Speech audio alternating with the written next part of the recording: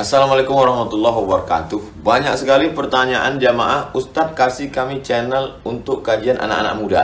Di antara anak muda berasal dari Aceh, luar biasa, channelnya Maulizul Akbar Nak. Tonton, subscribe, like, share, komen. Assalamualaikum warahmatullahi wabarakatuh.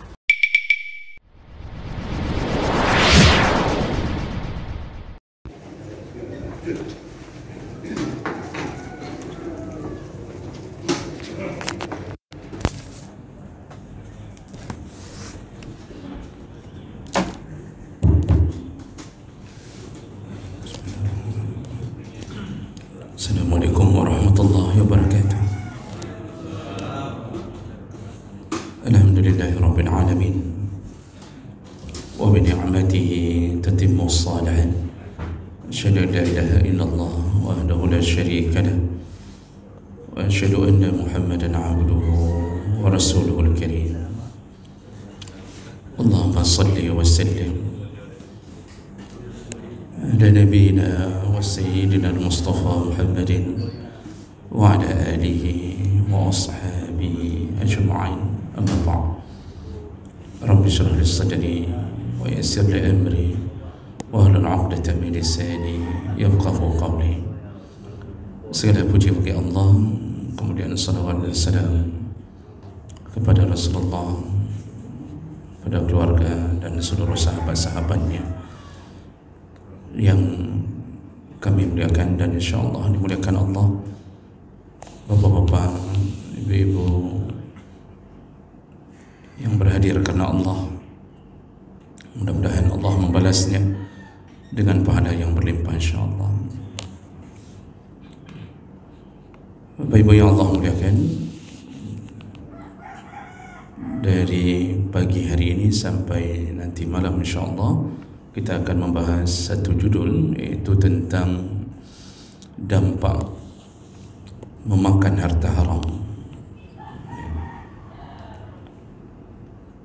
Ada yang perlu kita ingat di awal tentang ayat-ayat Ramadan. Itu dimulai dari Al-Baqarah 183, diakhiri di 188. Dimulai dari ya ayyuhalladzina amanu kutiba alaikumusiyam, nanti diakhiri dengan kalimat wala ta'kulu amwalakum bainakum bil batil wa tudlu biha ila al-hukam litakulu fariqan min amwalin nas bil ismi wa antum ta'lamun. Itu setelah itu baru nanti yas'alunaka 'anil ahillah, itu sudah bicara tentang perkara yang lain.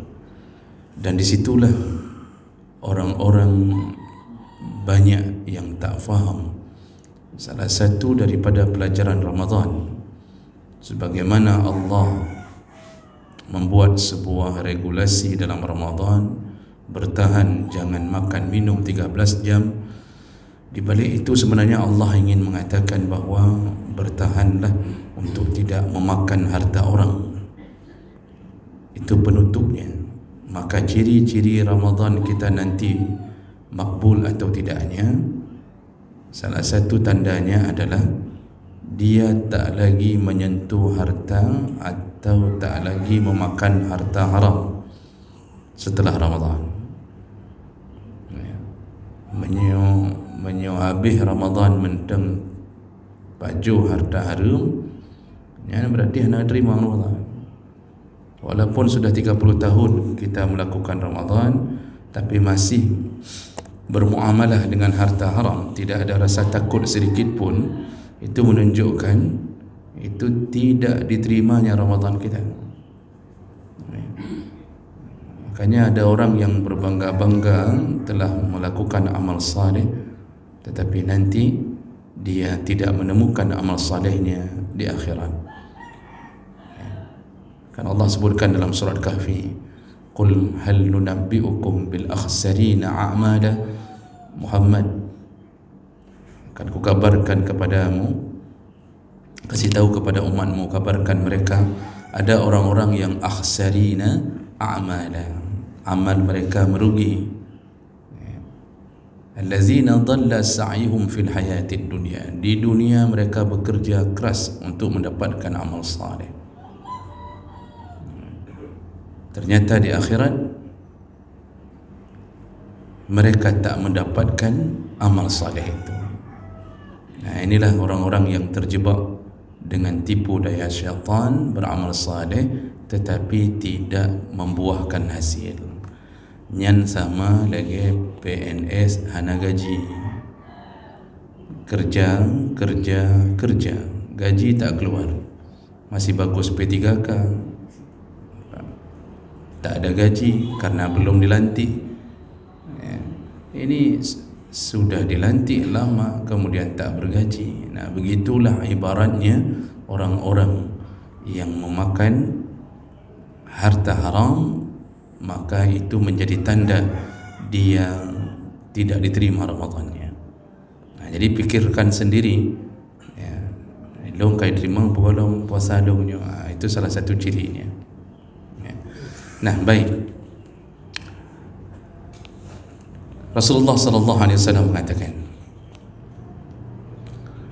la ya'tiyanna 'alan nasi zamanun, akan datang kepada umatku suatu zaman. Apa yang terjadi di zaman itu? La yubalil mar'u bima akhaza, setiap orang tidak peduli apa yang dia makan, amil halal amil haram, mau halal mau haram dia tak peduli, yang penting makan. Kata Nabi, akan datang zaman itu. Ternyata yang dimaksud oleh Nabi adalah zaman kita hidup sekarang. Coba lihat orang hari ini, Pak, mencari rezeki tak peduli harta halal haram, yang penting pajuk. Kalau mahasiswa baru menyelesaikan S1, yang penting kerja. Mau daftar di mana pun tak penting. Mau itu perusahaan yang berhubungan dengan haram, dia tak peduli, yang penting nabung. Apalagi didesak oleh ibunya, ayahnya, nak rugi jazahmu, cari kerja.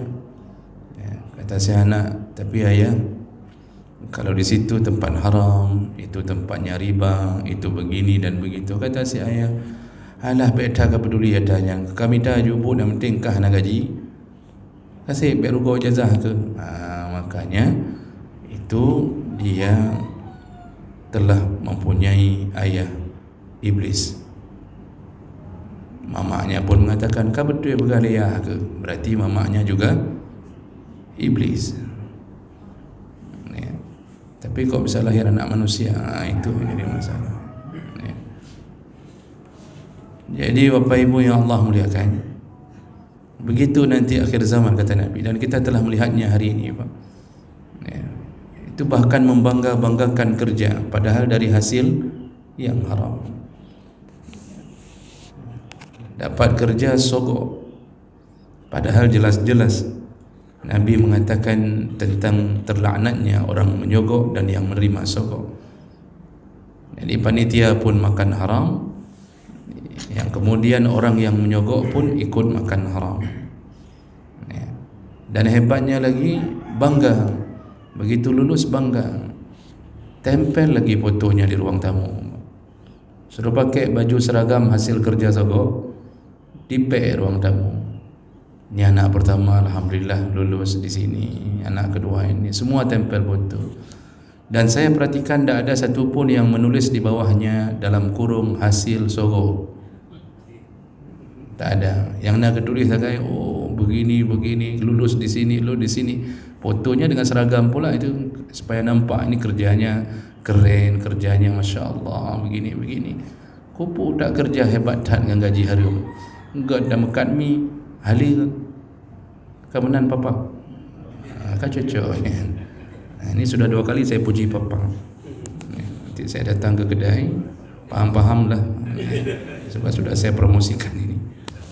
Ini bengah anak tak ilun nilai. Pak Muslim dah ingat dari poin-poinnya kan. Nah, begitu Bapak Ibu, masya Allah.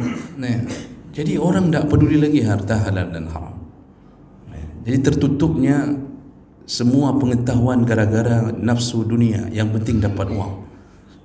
Itu waktu disumpah jabatan, Masya Allah, Al-Quran diangkat ke kepala, lalu mereka mengucapkan bersama, demi Allah aku akan melaksanakan tugas-tugas dan seterusnya. Ujungnya ternyata pancuri madu. Apakah mereka takut? Tidak. Nah, dan itu terjadi berulang-ulang. Nah, itu yang harus difikirkan, ada apa dengan mereka. Jemaah melakukan Allah Subhanahu wa ta'ala. Harta haram itu ada dua modelnya. Yang pertama haram zatnya. Yang haram zatnya. Apa yang diharamkan Allah zatnya, maka dia menjadi haram. Baik berupa makanan atau minuman. Kalau Allah mengatakan berupa makanan, contohnya Allah haramkan babi, anjing, dan semua binatang yang diharamkan bunuh atau yang disuruh bunuh. Itu semuanya menjadi penyebab haramnya binatang tersebut. Contoh yang disuruh bunuh apa? Ular, kalajengking, skorpion. Skorpion itulah kalajengking. Menyusup apa ya, ada apa-apa. Ya, orang antara engehan, ya, apalagi yang duduk di samping dinding-dinding, yang mata tepik tibelah, ya. Jadi antara sayup-sayup begitu, dibukanya lagi mata, undang na, buka lagi, pakah nali kawan maholi. Jadi ular, kalajengking, tikus, kemudian anjing rabies, anjing gila, dan apalagi disebut oleh Nabi cicak di dalam hadis yang lain. Cicak dalam hadis yang berbeda itu disebutkan cicak termasuk yang disuruh bunuh. Bahkan dalam hadis Bukhari Muslim, Rasulullah memberi pahala yang besar bagi pemburu cicak. Kata Nabi, yang memukul cicak sekali pukul langsung mati 100 pahalanya. Yang 2 kali pukul baru mati 50. Yang 3 kali pukul baru mati 25. Yang tak mati-mati tak dapat pahala. Makanya jangan ditipu sama cicak, karena cicak itu melepaskan ekornya. Kita disibukkan dengan ekor, sudah lupa mencari kepalanya. Jadi itu contoh makanan yang diharamkan Allah zatnya. Ada yang diharamkan bunuh, tak boleh bunuh, maka menjadi juga keharaman. Apa contohnya? Seperti semut, katak. Itu hadis-hadis yang mengharamkan membunuh, kecuali tak sengaja menggila, meniup honda. Khusus untuk membunuhnya tak boleh. Jadi itu semua sudah diatur oleh Allah Subhanahu wa taala. Atau binatang yang tidak disembelih atau disembelih oleh orang-orang di luar agama Samawi. Kalau agama Samawi yang menyembelih, Yahudi, Nasrani, itu masih dibolehkan makan, walaupun mereka berbeda akidah. Allah yang sebutkan dalam surah Al-Maidah, wa ta'amul ladzina utul kitaba hillul lakum wa ta'amukum hillul lahum. Makanan mereka, yaitu Yahudi dan Nasrani, halal bagimu, dan engkau makananmu pun menjadi halal bagi mereka. Makanya hati-hati, selain agama Yahudi dan Nasrani itu tak boleh kita makan hasil sembelihannya, karena mereka benar-benar bukan agama langit. Bapak ke Thailand, ke Bangkok, Pattaya. Siapa yang pernah ke Pattaya? Tidak ada yang berani tunjuk tangan satu pun. Ini kemudian mencari makanan di Bangkok. Nyan Bangkoknya, nyan urang ide hidup, nyan agama Buddha. Thailand itu agamanya mayoritasnya Buddha. Islam pun cuma di selatan, Patani, Yala. Itu cuma Islamnya di sana. Itu mereka yang mereka sembelih tidak sah untuk kita makan. Makanya daging-daging impor itu, kata para ulama, itu harus lihat dulu sumbernya dari negara mana. Kalau negara yang beragama Yahudi atau Nasrani masih boleh makan, berdasarkan ayat Allah itu. Jadi ini zat yang diharamkan Allah, zatnya. Dan semua yang bisa, zat yang bisa merusak tubuh itu juga diharamkan. Karena Allah mengatakan wala tulqu biaidikum ila tahlukah, janganlah engkau membawa kebinasaan pada dirimu. Maka tidak boleh makan sesuatu yang membinasakan, walaupun zatnya pada dasarnya halal, tapi bukan untuk dimakan. Contohnya apa, Pak? Bapak makan kursi, pajuh meja, makan aspal. Walaupun orang hari ini banyak yang memakan aspal, bahkan satu gedung bangunan tinggi dia makan, kemudian dia makan pasir, semen, sekarang kok boleh urut baju semen dia punya, tapi memakan yang memasukkan ke perut tetap haram. Ini sesuatu yang merusak, karena Allah menyebutkan halalan thayyibah, halal dan baik. Nah, itu model yang pertama. Dan model pertama ini, Pak, kita mungkin jarang jatuh ke dalamnya. Kita kan orang Aceh ini, apalagi kalau lihat babi itu, Masya Allah, imannya langsung bertahan, tidak akan memakannya. Itu bagusnya orang Aceh, tidak akan menyentuh babi. Walaupun nasi dua yang seafood lebih palih daripada bui. Ada pegah jumenan, ada tu Pak, maksiat luar biasa. Tapi kalau babi dia tak makan. Orang Aceh itu paling benci kedua, babi dan Yahudi. Maka saya sering mengatakan, kalau ada pencuri berasal dari Aceh, itu kalau kita panggil maling, dia tetap lari. Tapi kalau kita panggil Yahudi, dia balik sendiri. Dia akan mengatakan, pukul-pukul saya. Maka cara tangkap maling orang Aceh, jangan panggil maling, panggil Yahudi. Itu balik dia tu, Pak. Pukul-pukul saya. Begitu Pak cara tangkapnya. Jadi jemaah melakukan Allah Subhanahu Wa Taala, mungkin kita jarang memakan zat-zat yang haram itu, jarang. Karena pendidikan kita dari orang tua itu makan haram bentuknya zat jarang. Tapi yang sering terjadi yaitu makanan haram model kedua. Apa dia? Mencari harta haram, prosesnya yang haram. Itu yang paling banyak terjadi. Kita tak makan babi, tetapi kita bekerja mencari sesuatu dari hasil pekerjaan haram. Itu Masya Allah. Babi tak makan, tapi kerja mengedarkan sabu. Babi tak makan, tetapi Masya Allah dia kemana-mana. Itu memang kerjanya mencari yang haram. Ganja sohana tu dia Aceh ganja. Sampai ada yang berani menghalalkan ganja demi jihad fisabilillah, demi ini. Tak akan ada sesuatu yang dihalalkan demi kebaikan, tak ada. Jadi ini model kedua, yaitu haram karena cara memperolehnya. Dan ini yang paling banyak terjadi. Gaji haram. Kapan gaji bisa haram? Di saat kita memperolehnya dengan cara yang haram. Salah satu cara yang paling sering kita lakukan, Bapak Ibu, kita tak melakukan amanah dalam kerja. Ini nak amanah dalam kerja, itu haram. Gaji 4 juta, 5 juta, masuk kerja dalam sebulan cuma 2 minggu. 2 minggu lagi kita tak masuk dengan berbagai alasan. Ada yang begini, begitu. Jadi dia datang fingerprint.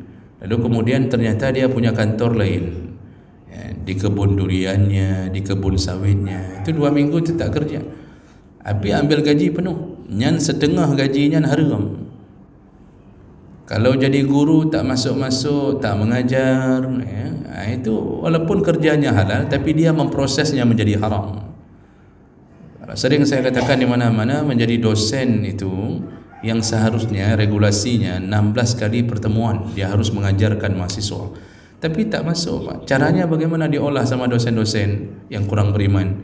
Sekali masuk, mahasiswa disuruh tampil kelompok, 2 kelompok. Jadi sekali masuk 2 kali tanda tangan. Dianggap sudah 16 kali, padahal kedamang 8 ke tengah. Pajuh dek peng haram. Ambillah gaji haram, tapi berbangga, siapa buat dosen, buat Masya Allah, gelarnya apa? Profesor, doktor, buat baju haram. Itu contoh kenapa kemudian orang tak merasa makan haram, padahal dia telah melakukan penipuan. Ada yang model digaji penuh untuk melayani masyarakat, tapi dia tetap mengambil sesuatu dari masyarakat yang ingin mendapatkan pelayanan darinya. Sering saya kasih tahu di mana-mana. Itu contoh misal pembuatan apa kartu atau macam lah Pak. Pegaknya. Setiap kali kita minta sama dia tetap diminta lebih. Tertulis di dinding berbeda dengan yang dia patok. Menulis di dinding ongkos buat ini Rp250.000. Waktu dia bilang Pak, ini ada uang rokok sedikit, ini ada uang kopi sangar pula ya Pak, gelas besar pula. Jadi mintanya 50.000. Padahal itu kerja dia, memang itu yang dia ditugaskan dengan gajinya, tapi dia mengambil manfaat. Bayangkan kalau sehari itu ada 10 orang yang dia minta, menjadi 500.000 per hari. Bayangkan sebulan, padum peng harum yang dipajih lagi disampulin. Nah, inilah gaya hidup sekarang. Orang sudah tidak takut lagi kepada Allah Subhanahu Wa Taala. Nah, jadi oleh kerana itu jemaah melakukan Allah Subhanahu Wa Taala, ini model-model orang cara memakan harta haram. Baik, kemudian 5 menit berikutnya, ana terima. Saya faham sekali bapa-bapa ini pejuang Lailatul Qadar. Saya faham Pak. Ini nampak dari wajah bapa sudah mirip Lailatul Qadar.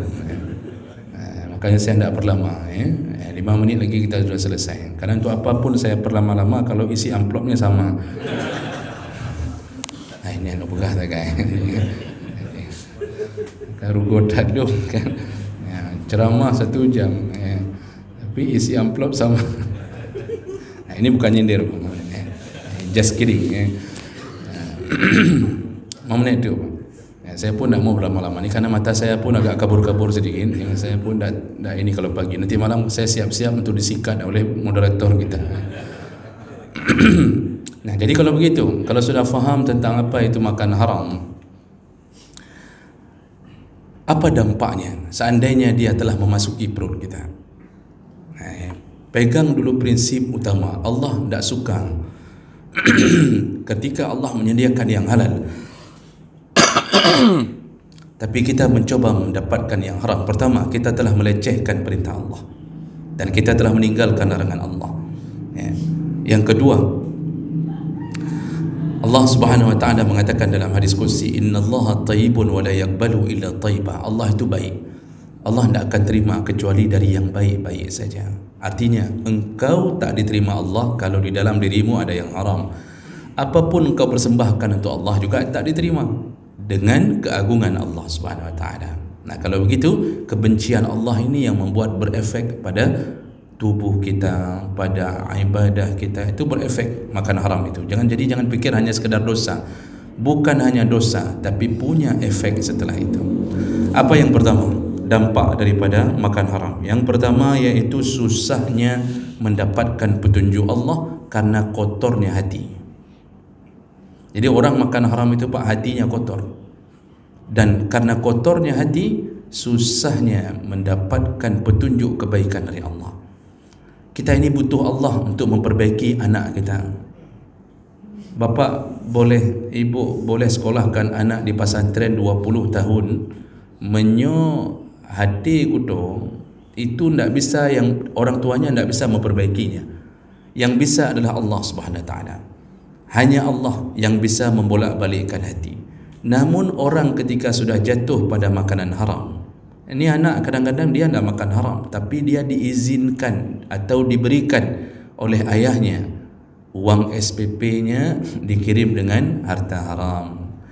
Dia telefon anaknya, mentang nak pergi jajan kena, jawab anaknya mentang. Ayah tamah bercuta ber, nyempat nak pergi harum bercuta. Ditambahnya oleh ayah uang haram sedikit lagi.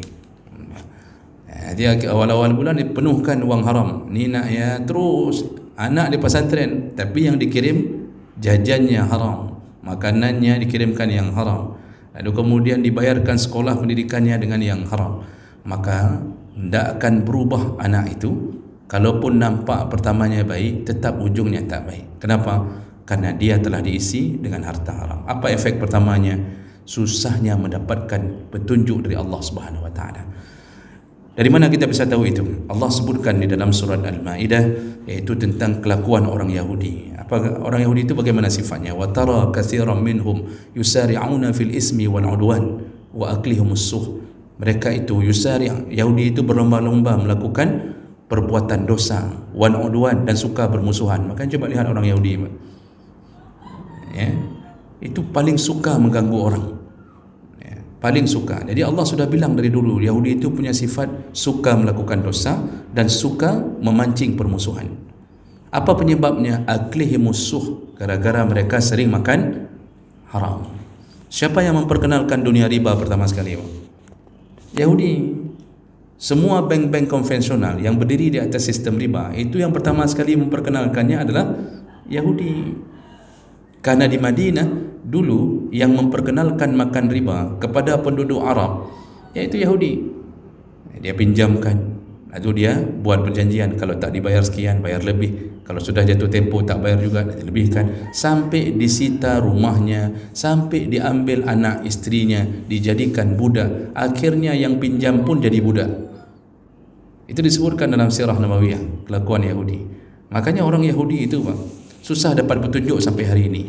Coba bayangkan, dari zaman Nabi Musa diselamatkan oleh Allah dari kejaran Fir'aun, sampai hari ini ada nan Yahudi hana lom tak dengar yang mengadati. Padahal Yahudi itu ada yang saleh-saleh, Pak. Kejadian banyak orang-orang saleh di masa Yahudi yang terperangkap dalam gua lalu berdoa sama Allah meminta sesuatu agar itu Yahudi, Bani Israel, ya, yang bisa mendengarkan suara dari langit, ya, tentang turunnya hujan di mana. Itu juga kejadian dari hadis Nabi. Itu juga terjadi pada Bani Israel. Tetapi secara menyeluruh Yahudi ini susah untuk diperbaiki akhlaknya. Dan itu Allah kuatkan di dalam surat Al-Maidah yang lain. Apa kata Allah? Ulaika alladzina lam yuridillahu ayyutahhira qulubahum. Allah nak mau membersihkan hati mereka. Allah nak mau memberi petunjuk kepada mereka. Apa yang terjadi pada mereka? Kenapa semua itu bisa terjadi? Sama'una lil kadhibi akaluna lisuh. Mereka suka mendengarkan berita bohong, menyebarkannya, lalu akaluna lisuh. Mereka suka memakan yang haram. Makanya urang pajuh haram, Pak, sama lagi Yahudi, susah diperbaiki. Jangan heran kalau anak kita nasihati nak masuk-masuk, Pak. Ayahnya capek mengatakan, nak kamu begini. Anaknya tak mau, tetap, Masya Allah, tetap tunggang badat, Masya Allah, Pak. Apa salah satunya? Cek kembali apa yang kita berikan untuknya. Kitalah yang mengeraskan hatinya dengan makanan haram. Dan coba lihat sekeliling kita, Pak. Coba lihat orang-orang yang sering memberi makan anak dengan harta haram. Anak rata-rata, Pak, kalau dibilang pasukan bodrek dari kecil, hampir semua orang begitu. Tapi sampai besar pun bermasalah. Dimasukkan ke pesantren, pukul anak orang, kemudian melawan guru. Datang ayahnya, dipukulnya guru. Sama Yahudi, anak dengan ayah sama-sama Yahudi, ya. Begitu keadaannya. Nanti sudah tua ayahnya, baru diinjak-injak, barulah ayahnya menyesalinya, kenapa anaknya bisa begini. Pajuh penggop tapi makan uang rokok tadi, Pak. Makan uang yang rokok menuai lagan tu. Yang kenyan pajuh titik urangnya, ya. Tunggu dihancurkan oleh anak sendiri, ya. Karena setiap orang keluar dari kantor di kantor yang ada punglinya, pasti orang merasa mekeren. Mekeren itu apa bahasa Indonesianya, Pak? Mekran. Apa bahasa Indonesianya? Setiap kali kita dipungli, Pak, ya, itu pasti ada kerennya itu, ya, ada tergoresnya perasaan. Tergoresnya perasaan. Itu menunjukkan dia tak rida hartanya diambil di luar jalur. Jadi ini perlu diingatkan kepada saudara-saudara kita yang sudah terbiasa makan haram, menyakiti perasaan orang lain. Itu efek pertama, ya. Efek kedua, yaitu orang yang sering memberikan atau memakan harta haram, maka mudah untuk bermaksiat. Dan maksiat itu dimulai kebiasaannya dengan membuka aurat, ya, melawan orang tua. Dari mana kita tahu, Pak? Ketika Nabi Adam dan Hawa, ya, diturunkan dari surga dalam keadaan ditelanjangkan. Kenapa Allah memilih ditelanjangkan? Pegang kebetulan dengan bajai. Apa yang mereka lakukan? Ternyata dimulai dari memakan sesuatu yang diharamkan Allah. Sebenarnya di situ kejadiannya Allah ingin mengatakan apa? Semua yang makan haram itu dia akan suka untuk melakukan ketelanjangan. Dan itu Allah sebutkan dalam surat Toha, Allah sebutkan, kemudian juga dalam Al-A'raf Allah sebutkan, kata Allah Subhanahu wa taala, fa'akala minha fabadat lahuma sawatuhuma wa tafiqa yakhsifani min waraqil jannah. Ketika mereka memakan pohon yang dilarang, langsung Allah telanjangkan mereka dan diturunkan ke bumi. Oleh kerana itu, ketika kita mulai memberi makan anak-anak kita dengan yang haram, memberi makan isteri kita dengan yang haram, jangan heran Pak kalau isteri kita suka joget di depan TikTok. Makanya kalau ada isteri-isteri yang suka goyang-goyang depan TikTok dengan pakaian ala kadarnya, lalu suka bertelanjang, lalu kemudian melakukan maksiat, coba cek kembali apa yang telah kita berikan untuk mereka. Kenapa anak gadis kita berpakaian seksi di luar rumah tanpa malu? Di saat anak gadis tetangga kita dengan pakaian yang lebar, dia tutup auratnya. Apakah anak gadis katanya dari kecil sudah punya cewek? Cowok lah punya anak gadis, cowok sudah punya cowok. Itu Masya Allah tidak ada pangtangan. Banyak maksiat yang mendekati zina dia lakukan. Salah satunya karena telah memakan yang haram. Makanya Nabi mengatakan, semua orang yang telanjang dan suka bertelanjang di muka bumi haram kembali ke surga. Karena Adam dan Hawa diturunkan dalam keadaan telanjang, maka semua yang telanjang termasuk yang diharamkan kembali ke surga. Kan Nabi yang mengatakan, perempuan yang berpakaian tapi telanjang, kasiyatun ariyat, dia berpakaian tapi telanjang. Apa kata Nabi? Jangankan masuk surga, mencium bau surga pun tak boleh. Maka itu dari mana kita bisa dapat? Kok bisa seksi-seksi semuanya? Itu karena ada makanan haram yang telah kita berikan kepada mereka. Ya, walaupun kadang-kadang ada juga yang ujian, ada yang model ujian, orang tuanya saleh, hartanya halal, tapi diberikan anak begitu. Itu satu dua kejadian ingin Allah memberi tahu tentang kekuasaan Allah agar kita tidak terlalu pede. Seakan-akan kita bisa mengatur anak, membuat masa depan mereka. Allah ingin kasih tahu, lihatlah anak Nabi Nuh. Bagaimana anak Nabi Nuh seorang kekasih Allah tapi diberikan anak model begitu. Makanya kita ni mendidik anak jangan memikirkan bahawa kita ini bisa mengurusi segala hal. Tidak. Ada orang yang terlalu cepat memvonis anaknya, Masya Allah, di TK itu sudah bisa baca Quran, sudah SD menghafal ini, langsung posting di Facebook, Alhamdulillah engkau berikan kami anak yang saleh ya Allah, Alhamdulillah. Terus Alhamdulillah sampai SMA. Ada SMA palih je ngurus lain. Allah ingin kasih tahu apa? Jangan pikir bahawa kita mampu mengubah seorang manusia, tak mampu. Maka paling bagus hidup itu apa? Serahkan sama Allah. Banyak doa, apalagi doa kita mustajabah, Pak. Doa orang tua itu mustajabah. Ya, terakhir, nyoga terakhir, Pak. Kalewat 5 menit, kalewat 7 menit. Ya. Terakhir, yaitu dampak daripada harta haram, yaitu malasnya melakukan amal saleh.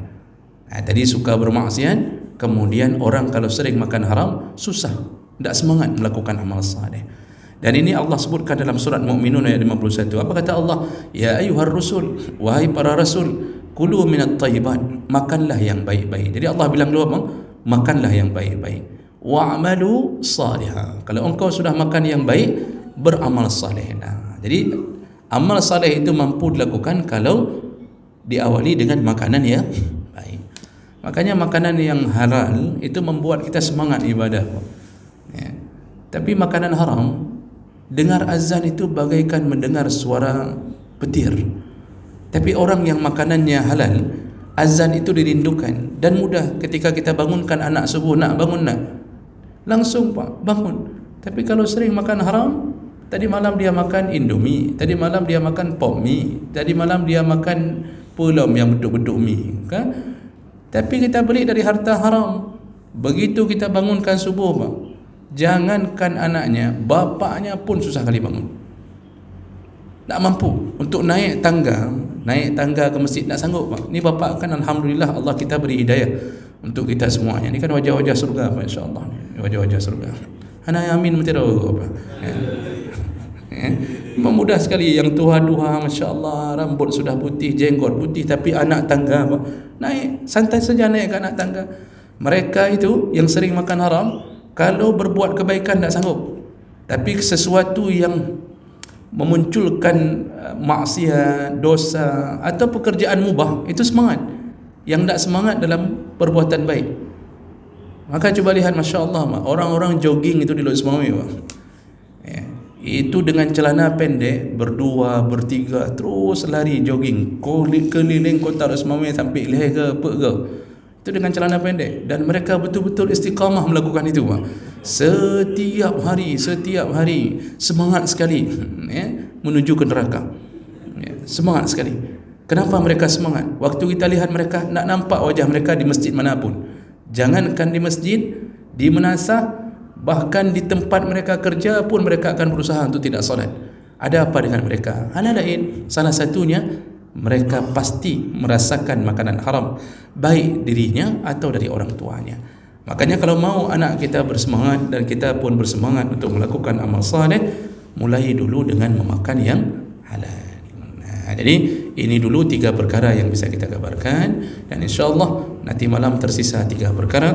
Jangan saya habiskan semuanya, nanti saya kehabisan bahan, tidak tahu mau mengatakan apa lagi. Insya-Allah kita bertemu nanti malam. Saya tutup dengan kafarah majlis. Subhanakallahumma bihamdik, asyhadu an la ilaha illa anta, astaghfiruka wa atubu ilaik. Wassalamualaikum warahmatullahi wabarakatuh.